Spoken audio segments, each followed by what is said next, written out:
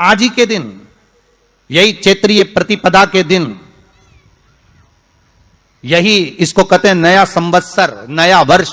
हिंदू धर्म में क्यों कहा जाता है? आज ही के दिन ब्रह्मा जी ने महाराज सृष्टि की रचना करना प्रारंभ करा था। आज ही के दिन भगवान शिव और ब्रह्मा का संवाद हुआ था। सीधे भगवान शंकर ब्रह्मदेव के पास जाकर बोले थे, हे ब्रह्मदेव, आप सृष्टि की रचना करिए। तो ब्रह्मा जी ने पूछा था, सारे नक्षत्र आपने बनाए, सारे दिन आपने बनाए, सारी घड़ियां आपने बनाई, सारा पल आपने बनाया, मनुष्य की श्वास गिनती, काउंटिंग, अर्थात मनुष्य के शरीर की रोमावली, ये सब आपने निश्चित करी है।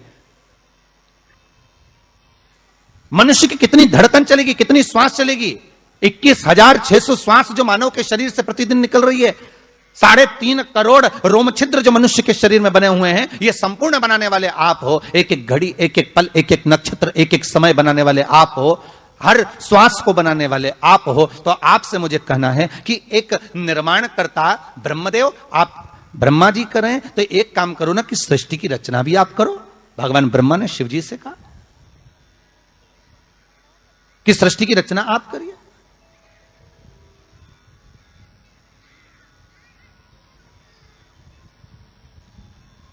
महाराज भगवान ओघड़दानी त्रिकालदर्शी शंभु कहते हैं, मेरा कैलाशी मेरा शिव कहता है, नहीं नहीं नहीं ब्रह्मदेव, सृष्टि की रचना करने को तो हम कर दें, मना नहीं है, पर भगवान विष्णु की नाभि से आप प्रकट हुए हो। भगवान शेषनाग की सैया पर शयन कर रहे हैं, और भगवान जब शेषनाग की सैया पर शयन कर रहे हैं, उस शेषनाग की सैया से सोते हुए भगवान ने अपने नाभि कोश से आपको प्रकट करा है कमल के पुष्प के ऊपर। और आप भगवान की अंतः नाभि में, ब्रह्मदेव ना जाने हजारों वर्ष तक आप नाभि में प्रवेश करते गए, हजारों वर्ष तक आप नाभि के अंदर जाकर साधना करते रहे, और साधना करने के बाद भी आपको यह पता ना चल पाया कि आपका प्रागट्य बिंदु क्या रहा। ब्रह्मदेव, सृष्टि की रचना आप करिए।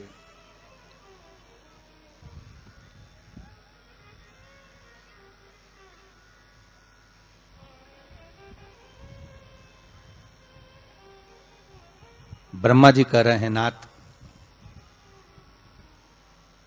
इस सारे ब्रह्मांड को रचना करना है, कर दूंगा, मना नहीं है, पर रचना करता भगवान ब्रह्मा जी कहते हैं कि मैं संसार को एकाग्रित करूं, उससे पहले 33 कोटि देवताओं को मुझे एकाग्रित करना है, और सारे 33 कोटि देवता एक जगह पर आकर विराजमान हो जाएं, ऐसी कोई व्यवस्था करना है।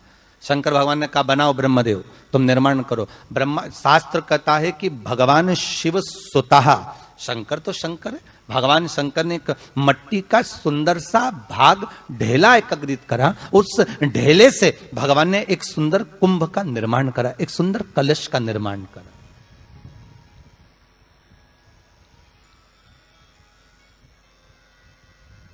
देखिए कितनी सुंदर कथा है। अगर आप लिंग पुराण में इस कथा को निकालोगे तो एक आनंद की अनुभूति और होगी। अगर किसी के मन में संशय हो कि यह कथा कहां से ली गई है, तो लिंग पुराण में से आप इसको निकालिए। उसमें वर्णन किया गया कि सफेद मट्टी का शिवलिंग, लाल मट्टी का शिवलिंग, पीली मट्टी का शिवलिंग, काली मट्टी का शिवलिंग, उस शिवलिंग के निर्माण के पहले जब भगवान का पूजन करने के लिए पात्र की जरूरत पड़ी, तो उस पात्र का निर्माण किसने करवाया था? और सबसे पहला पात्र निर्मित, सबसे पहला पात्र का निर्माण, ये तांबा, सोना, चांदी, पीतल, इनके पात्र तो बाद में बने साहब। सबसे पहला पात्र बना ही काय का था? जम के बोलिए जरा, काय का बना था? सबसे पहला पात्र था ये मिट्टी का। आज भी हिंदू धर्म में भले तुम्हारे घर में सोने के कलश हो, भले चांदी के कलश हो, भले तुम्हारे घर में पीतल और तांबे के पात्र रखे हों, पर आज भी अगर ब्राह्मण कहेंगे कि हमें कोई यज्ञ करना है, अनुष्ठान करना है, हमें ये स्थापना करना है, तो ब्राह्मण एक ही बात कहेंगे कि तांबा, पीतल, चांदी के हमें पात्र नहीं चाहिए। ब्राह्मण कहेगा हमें मिट्टी के कलश लाकर रखो, हमें मिट्टी के कलश चाहिए। और कितना बड़ा प्रमाण है जी, शास्त्र का प्रमाण देखिए कितना बड़ा है। आप किसी दूसरे घर में जा रहे हो, आप अपना घर छोड़कर और दूसरे मकान में जा रहे हो और आपको लगा कि मैं इस घर में अब 15-20 दिन नहीं आऊंगा, 1 महीना नहीं आऊंगा, तो शिव महापुराण की कथा कितना सुंदर कहती है कि अगर आप जा रहे हो और आपको ऐसा भय लगता है कि इस मकान में कोई दूसरी प्रवेश ना करे, कोई दूसरा जीव ना आ जाए, इस मकान में कोई अंतरात्मा ना आए, इस मकान पर कोई टोना ना करे, इस मकान में कोई टोटका ना करे, इस मकान में कोई जादू ना करे, तो उसके लिए शिव महापुराण की लिंग पुराण वर्णन करती है कि मात्र एक मट्टी का कलश, उस मट्टी के कलश में एक महाराज थोड़ा सा धान भरकर उसमें 1 सिक्का 1 रुपया उसके अंदर डालकर और 1 बेलपत्र उसके अंदर डालकर उसको उसके एक दिए से या प्लेट से या नरियल से उसको रखकर एक स्थान में ईशान के अंतर्गत उसको रखकर चले जाइए। उस मकान में ना तो कोई भीतर प्रवेश कर सकता है, उस मकान में ना कोई टोना कर सकता है, उस मकान में ना कोई टोटका कर सकता है, उस मकान में ना किसी की नजर लगती है। और वो पात्र कोई दूसरा नहीं होना, वो पात्र होना चाहिए मट्टी का कलश। मट्टी के कलश की बड़ी महत्वता है। अब तो थोड़ा सा महाराज हो गया कि लोग हम मट्टी का कलश अगर तुम दोगे भी तो ब्राह्मण क्या काम में लेगा, तो ब्राह्मण जन कह देते हैं थोड़ा तांबे के 4 कलश लेकर आइए हो, तुम जरा स्टील के 5 कलश लेकर आइए, आप तुम तांबे के या ये बर्तन लेकर आइए। पहले इसका प्रमाण नहीं था, पहले प्रमाण था केवल मट्टी का कलश। स्थापना जो थी वो मट्टी का कलश, विराजमानता थी मट्टी का कलश, जिसका निर्माण स्वयं भगवान शिव शंकर, भगवान शंभु, भगवान त्रिकालदर्शी कैलाशी स्वयं लिंग पुराण के अंतर्गत शास्त्र वर्णन करता है कि जिस समय सुंदर शिवलिंग की स्थापना करी गई, शिवलिंग का निर्माण करने के लिए भगवान ने, और स्कंद पुराण में भी आता है यही बात, शिव महापुराण में भी आती है, और आपको पहले भी कथा में कहा कि ब्राह्मण सफेद मट्टी का शिवलिंग बना, पहले भी कथा में कहा, आज फिर कह रहा है। क्षत्रिय लाल मट्टी का शिवलिंग बना है, वैश्य पीली मट्टी का शिवलिंग बना है, शूद्र काली मिट्टी का शिवलिंग का निर्माण।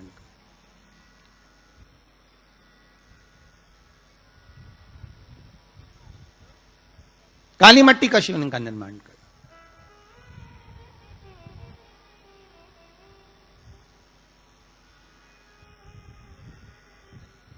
एक बहुत अच्छी बात कहें, अगर आप लोगों को अच्छा लगे तो अपनी जिंदगी में उतारना, ना अच्छा लगे तो उसको छोड़ देना, ठीक है। जितने लोग भी कथा सुन रहे हो बहुत ध्यान देना, ये जो पानी पीने का जो मटका होता है ना, जिसको हमारे यहां कलश कहा जाता है, हंडा कहा जाता है, जिसको हमारे यहां परिंडा कहा जाता है, मटका कहा जाता है, तो पहले जो मटका चलता था वो लाल कलर का चलता था, ठीक है। उस पर कलाकृति करते थे लोग, उस पर डिजाइन करते थे। आपके यहां भी होगा, जितने लोग कथा सुन रहे हो ना, आपके यहां भी मटका होगा, लाल कलर का चलता था। अभी अभी जो मटका चल रहा है ना, उसका कलर चेंज कर दिया गया। कौन सा कलर का हो गया? वो काले कलर का बेचने लगे। तो वो बेचने वाला क्या कहता है कि साहब ये सफेद, ये लाल जो मटका है ना, इस मटके से मजबूत अगर कोई मटका है तो वो काला है। बोलो सही है कि गलत है? अरे बोलो तो सही है ना। आप कभी जाओगे बाजार तो कह देगा, कुमार भी कह देगा, ये जो मटका है ना लाल वाला, इस लाल वाले मटके से मजबूत ये काला वाला मटका है, ये काला मटका है। और महाराज इससे पानी ज्यादा ठंडा ये कर देगा। पर शिव महापुराण की कथा, लिंग पुराण की कथा कहती है, और अगर आपने बैसाख मास की कथा को श्रवण कराओ, बैसाख की एक कथा होती है, उसको अगर आपने श्रवण कराओ तो उसमें वर्णन आता है कि घर के अंदर जहां पर आप पानी पीते हो, जिस स्थान पर अन्नपूर्णा निवास करती है, जिस स्थान पर अन्नपूर्णा का वासा होता है, रसोई घर में जहां पर भोजन बनता है, उस स्थान पर काला मटका नहीं रखा जाता। काला हंडा, काला मटका उस स्थान पर नहीं रखते। पर आज फैशन के हिसाब से, अरे साहब वो ये मटका थोड़ा कम ठंडा पानी देगा तो ये मटका ज्यादा ठंडा पानी देगा, तो उसको काले मटके को रखते। पर हमारे शास्त्र कहता है काला मटका लोग रखते कहां थे? पहले जो शास्त्र रीति थी, उस काले मटके को रखते थे जब मकान बनता था, जब प्रॉपर्टी बनती थी, जब जमीन बनती थी, जब जायदाद बनती थी, संपदा बनती थी, तो उस स्थान पर उस काले मटके को केवल नजरोटे के लिए, केवल हाय के लिए, केवल नजर के लिए रखा जाता था। उसको लोग लेना पसंद नहीं करते। पर आज के व्यक्ति को अगर कह दिया जाए कि ये 2 मटके रखे हैं साहब, लाल भी है और काला भी है, तो कौन सा पसंद करेगा? वो काला वाला ही दे दीजिए साहब, ये पानी ज्यादा ठंडा करेगा, उसकी श्रेष्ठता रहेगी। नहीं, शिव पुराण कह रही, भगवान कुंभ का निर्माण कर रहे हैं, भगवान कलश का निर्माण कर रहे हैं, और भगवान स्वयं ब्रह्मदेव कर रहे हैं कि आप ऐसा निर्माण कर दो जिसमें 33 कोटि देवता स्वतः विराजमान हो जाए। तो भगवान ने उस कलश का निर्माण कर दिया। अब कलश का निर्माण करा तो स्वयं भगवान ब्रह्मदेव बोले, प्रभु इस कलश के अंदर मेरा स्थान कहां है, मेरा स्थान कहां है?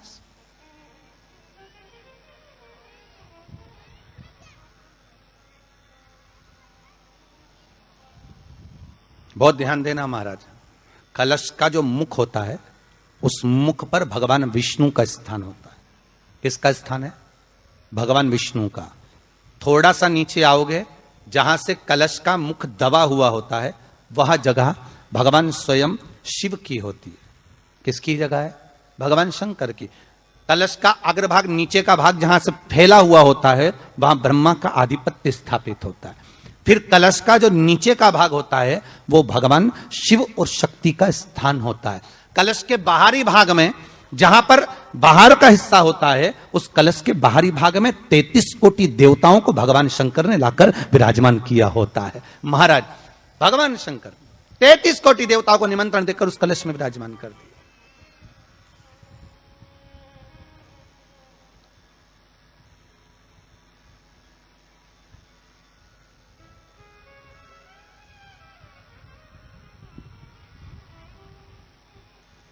कितना सुंदर लिखा है देवी भागवत के अंदर कि जहां जगह पर किसी देवताओं को बुलाने की जरूरत नहीं होती, 33 कोटि देवता उस जगह पर स्वतः विराजमान हो जाते हैं। स्वयं 33 कोटि देवता स्वयं वहां विराजमान।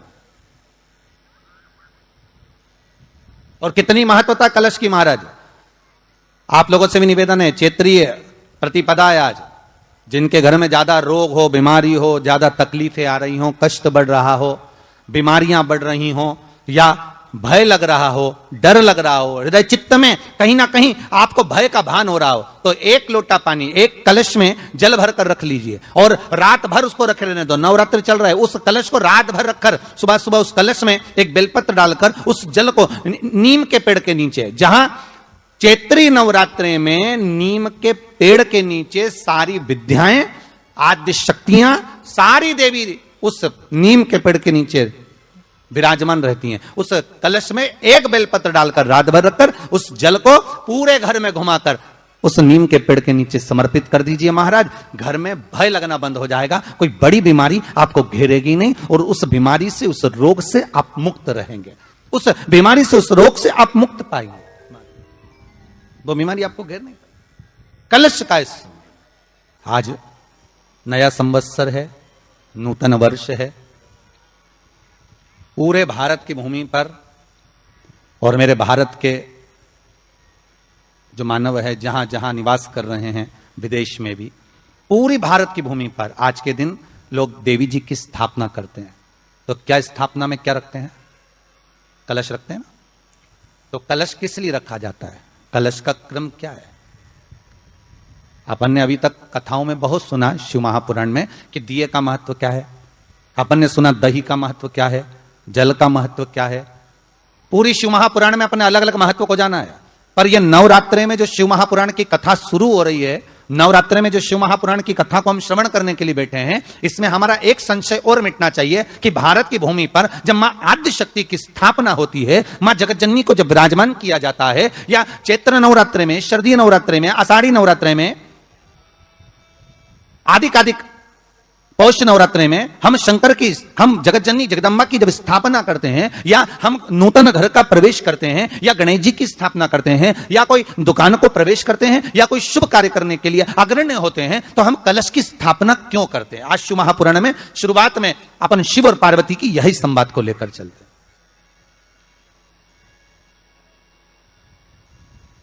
आखिर कलश में ऐसा क्या है? कलश के अंदर आखिर ऐसा क्या विराजमान है कि 33 कोटि देवता उस कलश के अंदर आकर बैठ जाते हैं महाराज?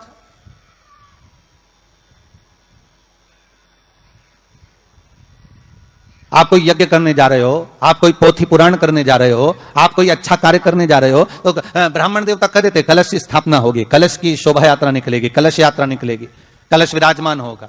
और आज हर की पौड़ी पर, प्रयागराज में या उज्जैनी में, नासिक में जो बड़े बड़े कुंभ के मेले होते, कुंभ का मतलब भी तो कलश से होता, उसकी महत्वता क्यों है? उस कुंभ की, उस घड़े की महत्वता कहां से प्रकट हो गई? शिव महापुराण की कथा कहती है महाराज, भगवान औघड़दानी शंकर स्वयं आद्य शक्ति जगदम्बा से कहते हैं कि जगदम्बा तू क्या चाहती है बोल। तो जगत जननी जगदम्बा कहती है कि जहां मैं हूं वहां शंकर है, ये आपने कह दिया, पर जहां शंकर है वहां पार्वती का होना जरूरी है। उसके लिए सिद्ध करने के लिए एक स्थान ऐसा बनाया जाए जहां पर शंकर विराजमान है और शंकर के साथ पार्वती विराजमान है। तो शिव जी ने कहा पार्वती उसके लिए मैं तुझे एक सुंदर कलश का निर्माण कर देता हूं। ध्यान देना, कई लोग पूछते हैं महाराज जी क्या घर में शंकर जी का शिवलिंग रख सकते हैं? रख सकते हो, मना नहीं है। जिसके घर में शंकर का शिवलिंग रहता है उसके घर में कभी बड़ा रोग प्रवेश नहीं करता। शंकर का शिवलिंग हो, पर शिवलिंग का भी प्रमाण है साहब, घर में जो भी मूर्ति होती है, जमीन ये जमीन है, इससे अंगूठे को उठाकर देख लो, हाथ को, बस इतनी बड़ी मूर्ति, प्रतिमा, स्वरूप घर के अंदर होना चाहिए, इससे बड़ी नहीं। क्योंकि बच्चा जितना छोटा होता है उसको उतनी व्यवस्था कम करना पड़ती है। बच्चा जब बड़ा हो जाता है व्यवस्थाएं बढ़ती चली जाती। और निवेदन है, आप अपने घर के कमरे में दूसरों को अलाउ नहीं करते। करते हो क्या? जेठानी का लड़का आया तुम्हारे कमरे में आकर बैठ गया, देवरानी का आया या ननंद के छोरा छोरी आए तुम्हारे कमरे में बैठ गया, तुम्हें अच्छा लगेगा? जल्दी कर बाहर निकल। अपने कमरे में तो बच्चे कहते हम कहां जाएं? दादी के कमरे में जा, क्योंकि बेचारी दादी का कमरा तो पंचायती। अपने कमरे में कोई नहीं होना। और ले देकर केवल एक भगवान का कमरा ही ऐसा होता है, भगवान का मंदिर एक ऐसा होता है जिसमें सब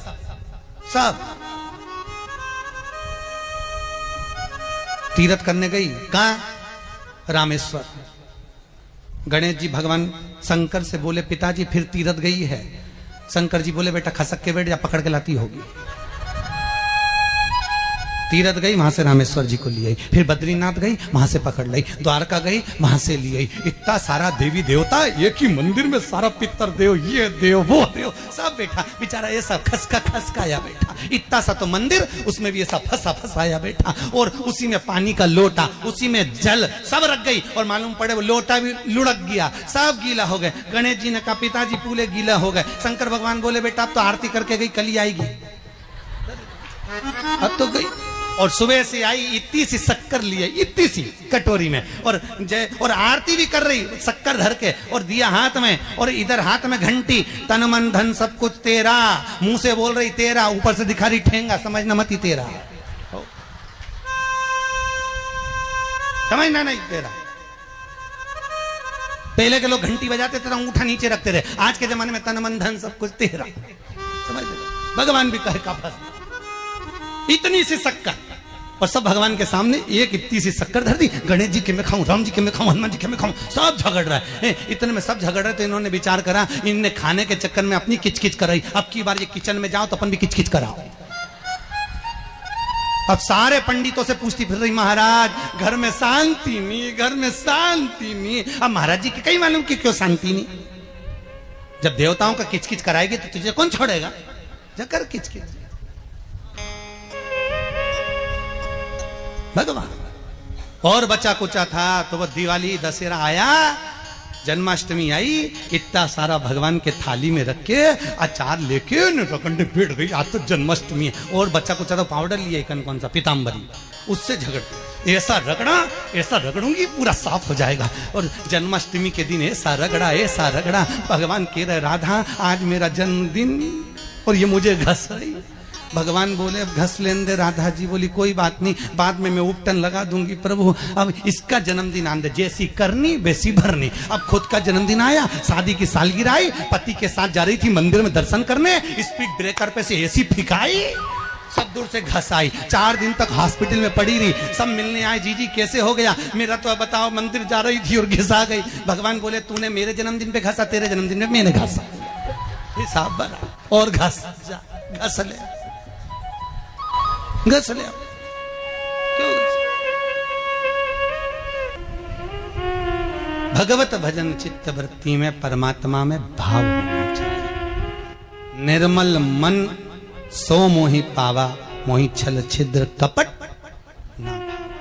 भगवान कहां कहते मुझे कुछ चाहिए? महापुराण की कथा कहती है शिव मंदिर के 3 स्थान ऐसे हैं जहां पर बैठकर केवल बैठ जाओ तो भी फल मिलता है। शिव मंदिर के, शिव धाम के, शंकर के मंदिर के 3 स्थान ऐसे हैं जहां बैठ जाओ, कुछ मत मांगो, कुछ मत बोलो तो भी फल मिल जाता है। कौन से 3 स्थान बताए? तो वर्णन किया तुमरुका जी ने चंचुला देवी को। पहला, मंदिर में जहां नंदी बैठता है, उस नंदी के जो पांव उठा हुआ रहता है नंदी का, उस पांव के पास वाली जो जगह होती है, सीधा जो हाथ होता है, वहां बैठ जाओ। भले कुछ मत मांगो, थोड़ी देर बाबा का दर्शन कर लो, श्री शिवाय नमस्तुभ्यं कह लो, ओम नमः शिवाय कह लो, कुछ भी नहीं मांगोगे तो भी भोलेनाथ तुम्हें खाली नहीं भेजेगा। 3 स्थान बताए, 3 स्थान बताए। पहला स्थान है नंदी के पास, जो चरण उठाए। चरण उठा मतलब नंदी उस चरण के माध्यम से आपके कष्ट को मिटाने के लिए शिव को बिठाकर तुम्हारे दरवाजे तक लाए। पहला। दूसरा, जलाधारी, समझिएगा जरा, थोड़ा ध्यान दीजिएगा कथा में।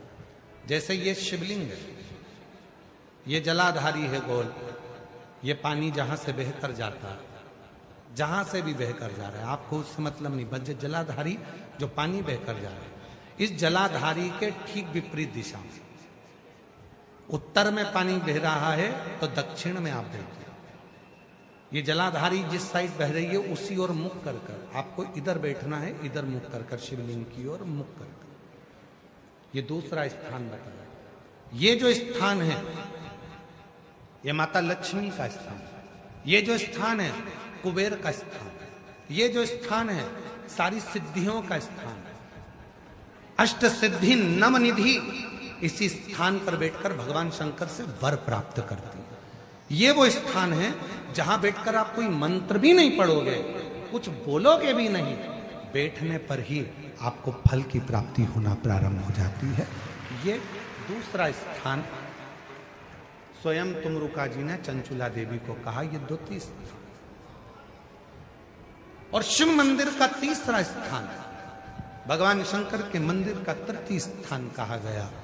तीसरा स्थान, जब हम मंदिर से बाहर निकलें और उस मंदिर से, या ओटला हो या कोई मंदिर है कोई, इसीलिए हमने देखा है कुबेरेश्वर धाम पर लोग आते हैं तो कुबेरेश्वर धाम का जो गेट होता है ना, अब तो कुबेरेश्वर धाम का 1 2 3 4 5 6 गेट हैं अब कुबेरेश्वर धाम पर। तो 6 गेट में से जो एक गेट, पहले नंबर, दूसरा नंबर, तीसरा नंबर, 4 नंबर, 5 नंबर, जिस भी गेट में से लोग अंदर आते हैं, उस गेट में से अंदर आते हैं तो सबसे पहले गेट पर दंडवत करते हैं, गेट पर दंडवत करते, वहां सोकर प्रणाम करें, 4-5 दंडवत करते हुए चले जाएंगे। कई लोगों की ऐसी आदत होती है चौराहे पे से दंडवत करते आते, कई लोगों की ऐसी आदत होती है कि वो सीहोर के रेलवे स्टेशन पर उतरेंगे और 11 किलोमीटर तक दंडवत करते हुए जाते। सबका अपना बात।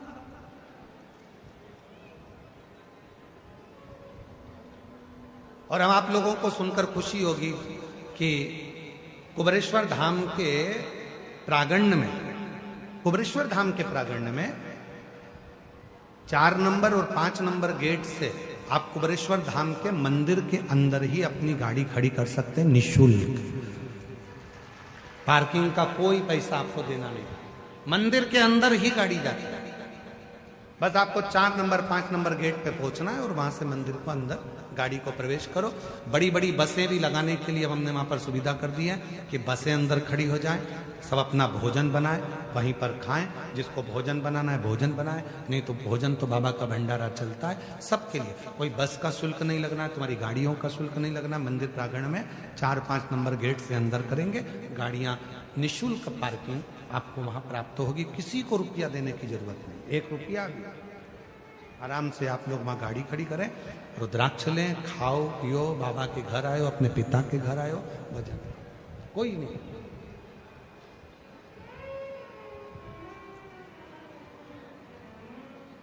शिव तत्व तो हमने देखा है कि कई लोग दरवाजे से दंडवत करते हैं।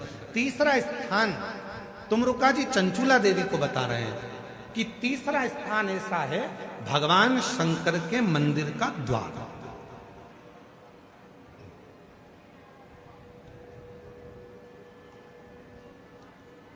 शिव मंदिर का द्वार।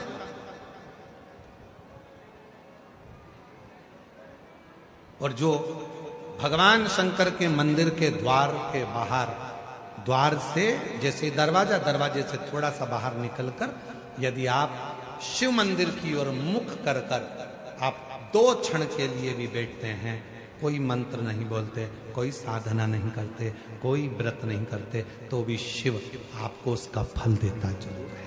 3